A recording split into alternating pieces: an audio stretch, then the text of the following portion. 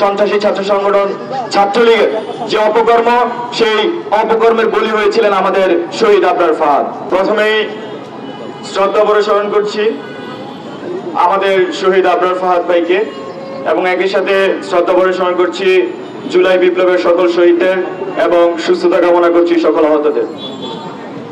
আপনারা ইতিমধ্যে সকল গল্প শুনেছেন, সকল স্টোরি শুনেছেন। আমি খুবই স্বল্প করে বলবো, এই যে আবরার ফাহাদের যে হত্যাকাণ্ড, এই হত্যাকাণ্ডের দুটি জিনিস খুব স্পষ্টভাবে উঠে আসে আমাদের সামনে। একটি হচ্ছে এই যে আওয়ামী ফ্যাসিবাদ এই দেশে গেড়ে বসেছিল, তাদের ছাত্র সংগঠন, সন্ত্রাসী ছাত্র সংগঠন ছাত্রলীগের যে অপকর্ম, সেই অপকর্মের বলি হয়েছিলেন আমাদের শহীদ আবরার ফাহাদ। একই সাথে এই যে আমরা দেখেছি যে আমাদের ভাই শহীদ আবরার ফাহাদকে শহীদ করার আগে তিনি মূলত একটি স্ট্যাটাস দিয়েছিলেন ফেসবুকে। সেই ফেসবুকে স্ট্যাটাসে তিনি স্পষ্টভাবে আমাদের সার্বভৌমত্বের প্রশ্নটিকে সামনে এনেছিলেন।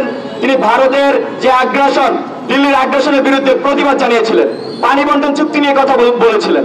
তো আমাদের এই আবরার ফাহাদ একই সাথে যেমন এই যে জুলুমকারী আওয়ামী ফ্যাসিবাদের সন্ত্রাসীদের হাতে খুন হয়, এবং একই সাথে তিনি আমাদের এই বাংলাদেশের সার্বভৌমত্ব পক্ষে এবং এইসব আগ্রাসনের বিপক্ষের একটি প্রতিবাদের প্রতীক বলে আমি আবরার ফাহাদকে মনে করছি।